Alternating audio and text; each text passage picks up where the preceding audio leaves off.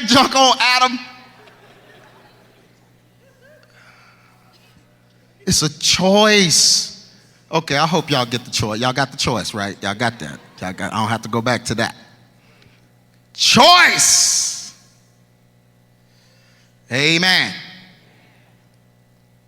And it ain't just black folks that's been enslaved. So if Ham was black and all the blacks have been enslaved, then, God's people, what color were they? Well, they was black too. Okay, well then what about when they enslaved, the Europeans were enslaved, when France and Spain conquered each other? What about all of that enslavement? Folks have been different colors and slaves. Every creed of people have been enslaved before in history.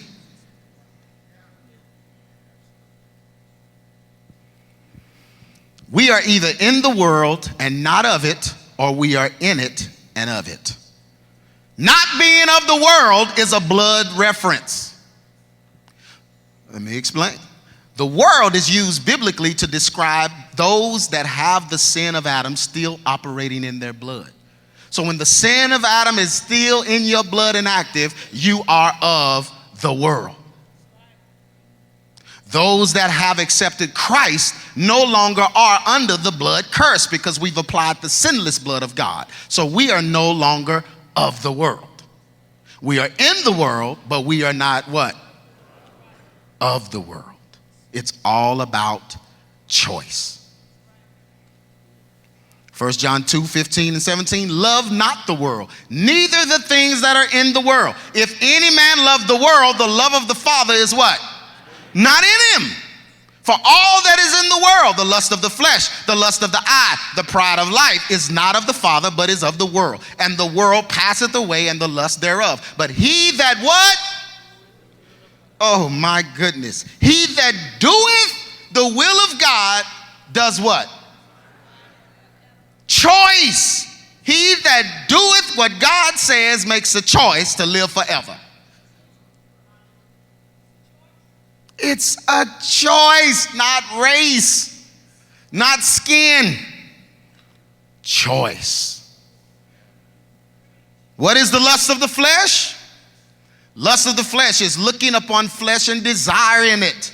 The world tempts us to look upon the nakedness of others and commit the very sin that Ham committed. The result is the same. We are enslaved by this, just like Canaan. We become a slave to the lust of the flesh. Lust, masturbation, pornography, etc. are all promoted as the norm in our society, but they enslave us so that we are not able to behave according to God's moral code. Lust of the eye. Social media, reality TV causes us to desire things that we do not have, to build discontentment in us. The easiest way to stop a person from serving God is to take away their contentment in his creation roles. What you're designed to be, the easiest way to get you on the wrong path is to take away your contentment in what you were designed to be. That's why a lot of these preachers came out in the 80s and the 90s talking about purpose. And they wanted your purpose to be external, something outside of your role that God created you in. So if you have to find contentment in that, then that means your contentment is contingent upon what you are doing. Now you're no longer a human being, you're a human doing.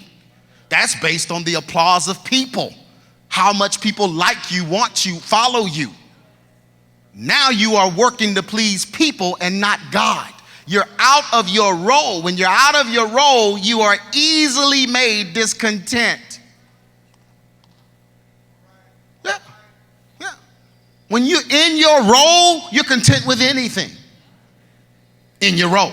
Me and my wife, when we first got married, we was broke as a joke. And we were content. We didn't even know we was broke. We was just happy. You see what I'm saying? But if you out striving and raising your level up to a certain point, you got to keep it there. And if you go below that point, you're discontent. I'm preaching in here. When we feel we are not living the way others are, or we do not have the things that we want, we bog ourselves down with cares. These cares take away our trust in God. The pride of life. The leaven of Herod and the Pharisees is the pride of life. It is the desire to be lifted up and looked upon as great. People seek fame and the applause of men at all costs. They will forsake family, their own morality, and even turn away from God in order to look good in the eyes of men. That's the pride of life. When I saw that Kurt Franklin video yesterday, I could not believe that this brother would withhold the truth, because he knows the truth, because I've shared the truth with him. Me and him have talked about the truth for many years. He would withhold what he knows to be true to lead these people to hell just so he could be with P. Diddy. So he could be relevant. Not even thinking about all of those lost souls that blood is going to be on your hands. You didn't share the gospel with them. You promoted what they're doing. You're responsible in that sense.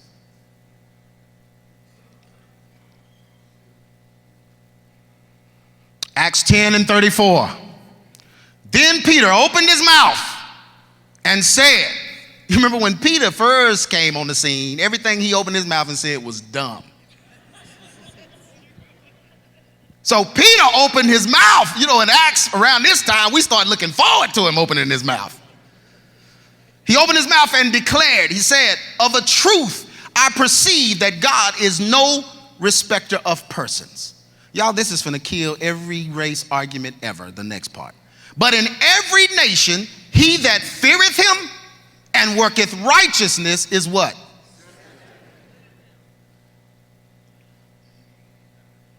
I really could just close the laptop. While the role of African slave suppliers is not widely discussed in the diaspora, some African nations remember and reflect on their involvement in the transatlantic slave trade. Nigerians educate their populace on Nigerian history by acknowledging their participation in the slave trade. Where did the supply of slaves come from?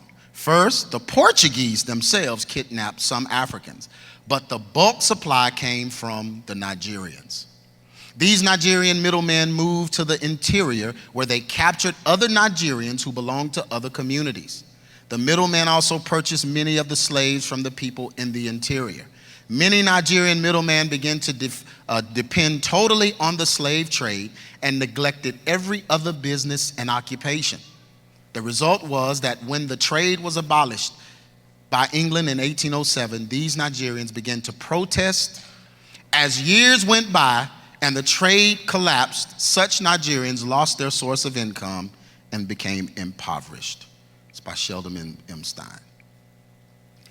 In Ghana, politicians and educator Samuel Saluni Fuzini has acknowledged that his Asante ancestors accumulated their great wealth by abducting, capturing, kidnapping, and selling Africans as slaves.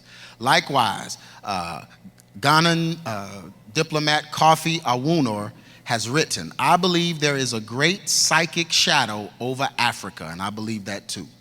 And it has much to do with our own guilt and denial of our role in the slave trade. We too are blameworthy in what was essentially one of the most heinous crimes in human history.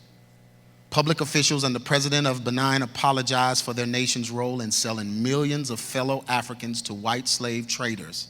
Benin's Minister of Environment and Housing said, we cry for forgiveness and reconciliation. Yeah, this is stuff you're not gonna hear. They don't want you to hear this because they want a race war. They want African Americans now to blame whites for everything that's going wrong in their homes so that they can provoke you to go out in the streets and get killed.